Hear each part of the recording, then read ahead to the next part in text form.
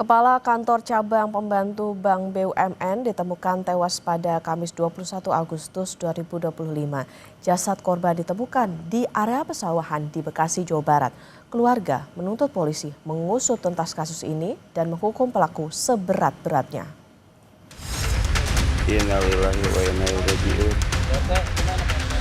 Kepala Kantor Cabang Pembantu Bank BUMN Muhammad Ilham Pradipta ditemukan tewas pada Kamis 21 Agustus 2025. Jasad Ilham ditemukan oleh salah seorang warga di area persawahan di Kabupaten Bekasi, Jawa Barat. Korban ditemukan dengan kondisi mata, tangan, dan kaki terikat lakban. Di tubuh korban juga ditemukan luka memar. Jenazah langsung dilarikan ke Rumah Sakit Polri Kramat Jati untuk diotopsi sebagai rangkaian dari penyelidikan. Sebelum tewas, Ilham diduga sempat diculik di salah satu pusat perbelanjaan di kawasan Pasar Rebo, Jakarta Timur. Setelah dilakukan otopsi, Kamis malam jenazah Muhammad Ilham Pradipta langsung dibawa ke pemakaman umum Situ Gede, Kecamatan Bogor Barat untuk dimakamkan.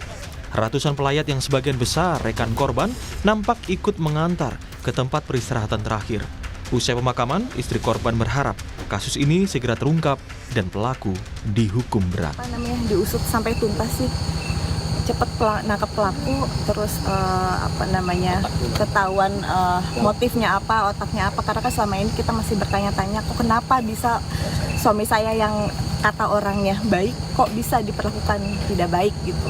Harapan saya ketika pelaku udah ketemu, dihukum setimpal, seberat-beratnya.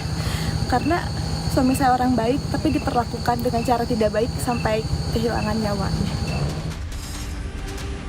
Dalam kasus ini, polisi telah menangkap 4 pelaku. Ketiga pelaku ditangkap di wilayah Jakarta, sementara 1 pelaku lainnya ditangkap saat tiba di Bandara di Nusa Tenggara Timur.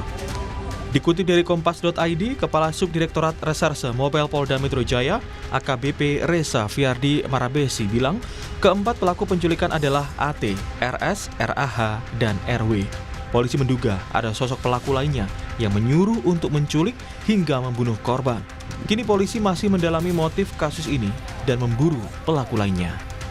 Tim Liputan, Kompas TV.